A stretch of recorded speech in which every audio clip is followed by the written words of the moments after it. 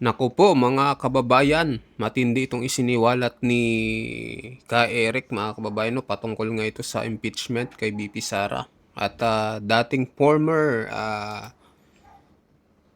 Chief Security Officer ni VP Sara ay sinupalpal di umano itong si Madriaga mga kababayan. So pakinggan natin itong buong ulat ni Ka Eric mga kababayan. Eto na po. Video analysis si Ka Eric. Mga kababayan, nagsimula na po ang maagang demolition attack muli. The resurgence ng highly paid at well-organized na paggamit ng media, social media, trolls, mga bayarang mersenaryo upang tirahin at atakihin ang pagkatao at ang integridad ni Vice President Sara Duterte. Kaya sa puntong ito, ay bibigyan po natin ng pagdidiscuss na ito. Itong inihayag ng kanyang dating chief ng Vice Presidential Security Group or BPSG na si Colonel Raymond Latcheca ng Philippine Army. Sapagkat idinadawit po ang pangalan ni Vice President Sara Duterte at ang BPSG patungkol po dito sa kunwari ay koneksyon sa mga kriminal na mga tao o grupo. The way the propaganda, distraction, and operations attack are being hatched out right now, no? Kung paano ito isagawa. Si Madriaga po, hindi ko to kilala, pero nabasa ko lang po ang mga news tungkol sa kanya, ay na-convict siya at mga kasamahan niya sa pangingidnap ng kanilang boss. May boss ito ng mga Chinese na negosyante at na tinira nila sa krimen na kidnap for ransom at nagkaroon po ito ng criminal conviction sa court. Nakakulong yata ito ngayon sa Bikutan, no? Sa Camp Bagong Diwa, kung hindi ako nagkakamali, dahil under appeal o hindi pa na-remit sa National Bilibid Prisons, no? Itong si Madriaga ay gawa-gawang karakter ito nila na hinugot at binayaran. Klaro naman po na bayad ito. At ang tumitira ngayon, itong si Jesus Paltic, no? Paltic dahil kahit abogado to, pero paltic ang mga utak, no? Pag sinabing paltic sa Bisaya at sa Ilonggo, pike. Pike ang takbo ng utak nito. At itong si Boy AK-47, Ronald Lamas, na BFF ni Hontivirus, no? So the same na mga balahibo, magkabalahibo, magkauri ang gumagamit nito. At kaya nga dapat natin ito ituwid sapagkat alam natin na ito ay propaganda distraction, demolition job at isang binayaran na organisadong pagwasak o tinatawag nating black propaganda operations, black ops laban kay Vice President Sara Duterte, damay pati ang buong Duterte political camp, no? Maliban pa sa atake nila kay former President Rodrigo Duterte. Ayan. Ano po ang kabuluhan at halaga ng mga pagtutuwid na inilabas ng dating head or chief ng Vice Presidential Security Group na si Colonel Latcheca? Sabi niya, una, paano magkaroon ng otoridad ang isang sibilyan kagaya ni Madriaga para ma-involve sa pag-organize ng mga security team and security operations related sa pag-secure kay Vice President Sara Duterte. Ang bumubuo po niyan ay ang Armed Forces of the Philippines with the support of the Philippine National Police. Hindi man ito police, si Madriaga, hindi man ito military. So sino siya? Hindi man siya Defense Department official. Hindi rin po siya consultant ng anumang security unit, no? So imposible. Number 2. Locally with multivitamins A, B, C, D, and E. My daily vitamins. Infantry joins large-scale battles in the free online action game War Thunder. Fierce battle. Ang sino mang ma-assign o sino mang opisyal o tauhan ng Armed Forces of the Philippines at ng Philippine National Police sa anumang VIP security, kagaya po ng pag-secure sa Vice President o kaya pag-secure sa Presidente o Cabinet Secretary o Senador o Congressman o politiko, Mayor o Governor, dumadaan po yan sa tinatawag na VIP Security Protocol and Procedures. Chine-check po yan at biniverify. At kadalasan po, ang nakaka-deploy dyan ay ang may mga training, background at may magandang record patungkol sa VIP Security and Protection. Kidnapper ito si Madriaga, kriminal. Hindi rin naman siya VIP security expert. So paano po siya naging involved sa VIP security group ni Vice President Sara Duterte?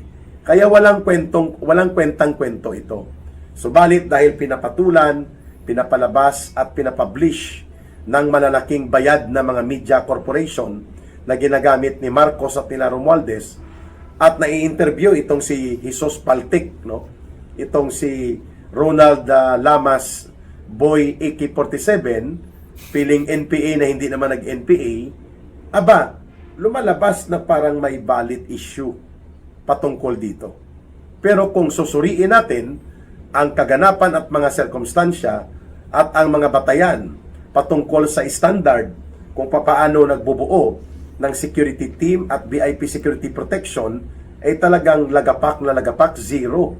Walang koneksyon, walang batayan, at walang anumang pagkakahawig na pwede mong gamitin o pwede mong dugtungan itong convicted criminal na si Madriaga. Okay? Pangalawang punto ni Colonel Lacheca, ang mga organisasyon ng AFP at PNP na siya po ang mayroong mga VIP Security and Protection Unit ay hindi po gumagamit ng mga sibilyan sa pagsasagawa ng pagbubuo ng mga deployment and assignment, sapagkat yan po ay internal sa organisasyon ng AFP at PNP. So dahil isang sibilyan at isang convicted criminal itong si Madriaga, saan siya nanggaling? Saan niya hinugot ang kwento niya na siya ay naging bahagi ng proseso sa pagbubuo ng mga deployment and assignment ng mga security team para kay Vice President Sara Duterte, samantalang hindi siya miyembro ng AFP at PNP at the very minimum. At wala din po siyang background, training o anumang record na siya ay expert o isang consultant at marunong sa VIP Security and Protection. Wala din po. Hinugot lang talaga ito sa puno ng bayabas o kaya dyan sa likod ng sagingan ni Jesus Paltic at ni Boy Lamas, Ronald Lamas, ang kwentong ito. Okay. Pangatlong punto ni Colonel Lacheca. Ang record ang magpapakita kung totoo o hindi na mayroong isang Madriaga, Raymond bang pangalan nito? Hindi ko. Kung mayroong isang Madriaga na na-deploy, nakatrabaho, o nagkaroon ng ugnayan sa security team o anumang security operations and activities para kay Vice President Sara Duterte. Wala silang may pakitang record eh. Laway. Bumubula ang laway nito ni Madriaga at ng mga handler operators niya na pinupunduhan ni Marcos at Romualdez. So, bakit natin tinatalakay ito? Sapagkat nais nating ipaunawa sa ating mga mamamayan na desperado na po ang gobyerno ni Marcos para mag-survive sa malubha at karumaldumal at hinayupak na uri ng krimen sa pandarambong at pangungurakot nila sa kabanang bayan. Na pati po sa international level, wala nang naniniwala pa sa gobyerno ni Marcos sapagkat ang tingin sa kanya magnanakaw, mangungurakot at mangungulimbat, adiktos pa. That is now a common and widespread public perception on Marcos.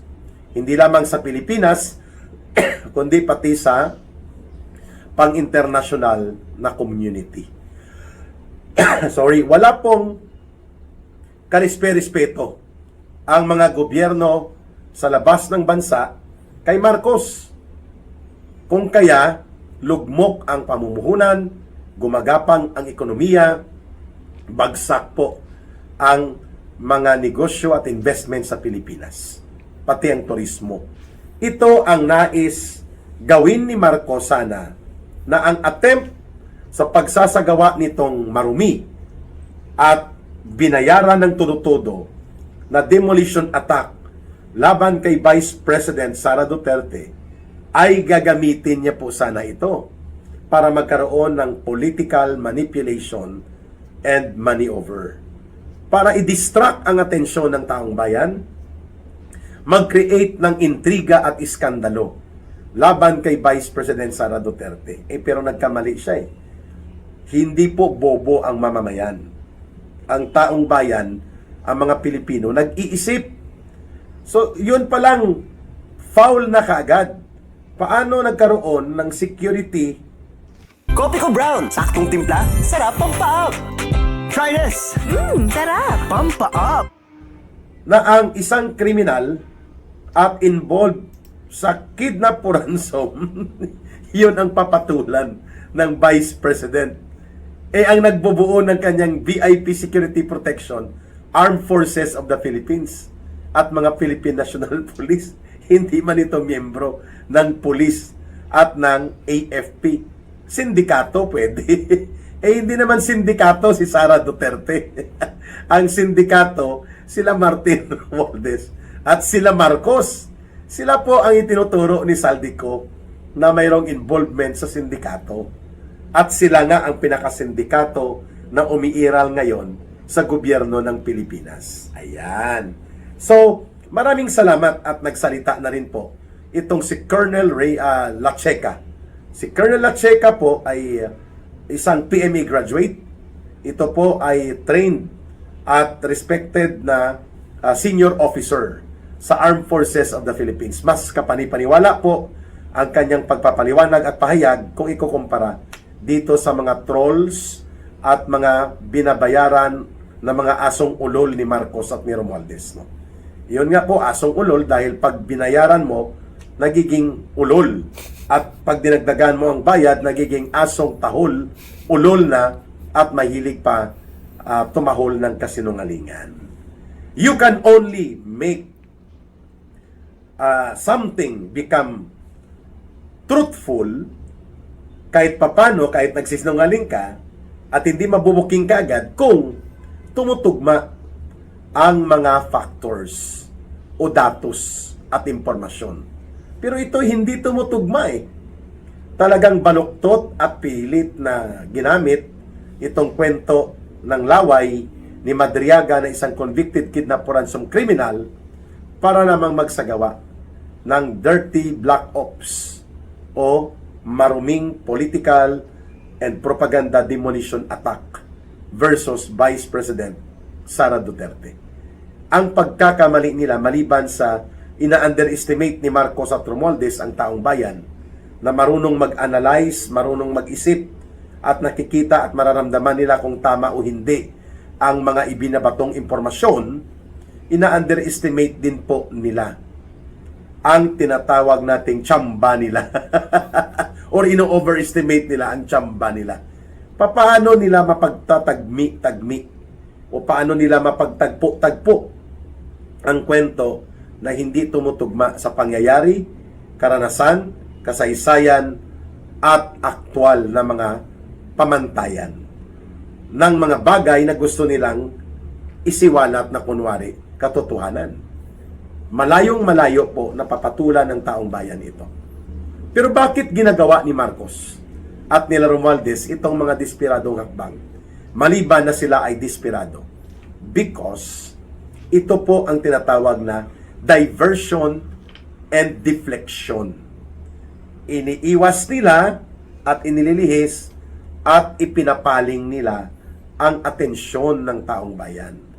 Mula sa kanila, papunta sa kalaban nila, which is ang tinitingnan nila palagi si Sara Duterte, si Rodrigo Duterte at ang Duterte-aligned political groups. At doon nila ibubunton ang atensyon ng pag-create ng public opinion. Yan ang ginagawa nila. Kahit na hindi nakapani-paniwala, walang batayang matuwid na dumudugtong sa karanasan at kasaysayan at sa pagiging likas ng mga bagay na umiiral upang magdugtong ang katotohanan, ipipilit nila. Dahil yun ang ibig sabihin ng diversion and deflection. Para lamang malito at maligaw ang atensyon ng taong bayan. Para lamang magkaroon ng mapag-usapan na hindi po makafocus sa pagsambulat ng mga iskandalo ng korupsyon at krimen ng pagiging family cartel of corrupt and plundering officials and individuals ang uri ng grupo na pinamumunuan ni Marcos Jr.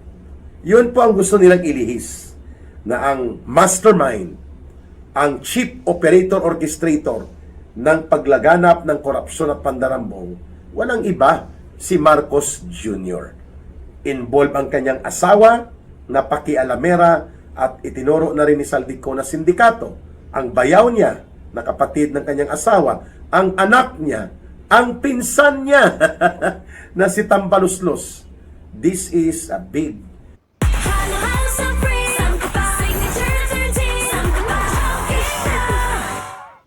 family cartel of corrupt and plundering officials using the powers of the president. At mismo ang nagmamastermind at nakikinabang siya dito ng malaki sa mga nakawan at mga pangungulimbat na ito, si Marcos Jr.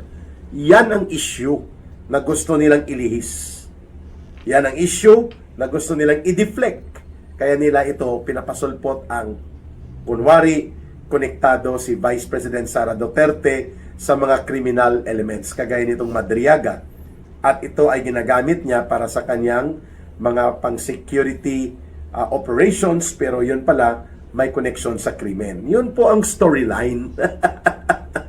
But that is not in consonance or in actual comparative congruence o hindi tumutugma sa kalagayan at karanasan, dahil ang kriminal na si Madriaga ay hindi po kailanman naging bahagi ng organisasyon ng Philippine National Police o ng Armed Forces of the Philippines.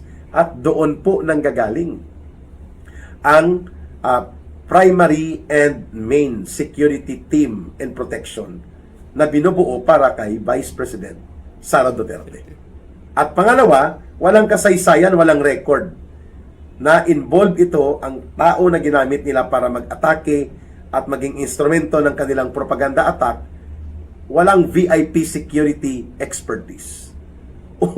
Hindi rin po ito kilala ng mga security officers na lalo na yung naka-detail at nabuo ang VIP Security and Protection Team para kay Vice President Sara Duterte. At ang pangatlo, wala pong ganyang record o history si Vice President Sara Duterte na nakikipagsabwatan o nakikipag-usap sa mga kriminal. And the only time na naniwala siya sa kriminal ay nung sumama siya sa unit team ni Marcos Jr. Pero yun po ay nakatago pa noon ang pagiging sindikato nila Marcos at Romualdez. Pero kung ang pag-usapan tungkol sa mga ordinaryong kriminal na ito na ginagamit ngayon sa demolition attack versus the Vice President Sara Duterte, zero. Wala pong ganon na kasaysayan o record si Vice President Sara Duterte. So paano mo ngayon mapagtagni-tagni at mapagtagpo-tagpo ang kwento ng laway na hinugot nila Boy AK-47 Ronald Lamas na BFF ni Hontiveros at itong si Jesus Paltic na kwentong nanggaling sa sagingan o sa bayabas na pinaghugutan nila upang gamitin as an orchestrated, well-funded, and highly organized with conspiracy ng mga media contacts nila itong kwento ng involvement daw ni Vice President Sara Duterte sa mga criminal elements like kay Madriaga. Hindi po ninyo maluloko ang taong bayan sapagkat ang mamamayan po ay mayroong sariling karanasan upang maunawaan nila kung tama at totoo ang mga impormasyon. Hindi nyo rin po matatawaran na nalalaman din nila kung magnanakaw o mangungurakot ang gobyerno o hindi. Lalo na kung ang pag-usapan ang sindikatong kriminal sa pangungurakot at pangungulimbat na pinangunahan ni Marcos at ni Romualdez. Walang hindi naniniwala halos na mga mamamayan. Maliban na lang sa mga bayaran ng mga communist terrorist operatives ni Marcos at ni Romualdez, sa mga hilaw na komunistang bayaran na kasabwat ng yellow and pink zombies like Ontiveros, De Lima, at mga kabalahibo nila like Trillanes. And itong mga troll and mga asong ulol ni Marcos, maliban pa kay Claire Damarites Palinquera Castro, itong si Boy AK-47, Ronald Lamas, at itong si Sos Paltic, wala pong pamamaraan ng diskarte nila ang pwedeng magbura sa katotohanang lugmok at talagang bulok na ang gobyerno ni Marcos at isinusuka ito at itinatakwil ng mamamayang Pilipino. No matter how many times napunduhan nila ang gimmick sa impeachment attack, gimmick sa Madriada scandal nila, no amount of this dirty political operations and demolition job ang makakapagwasak sa pagtitiwala at respeto ng mamamayan.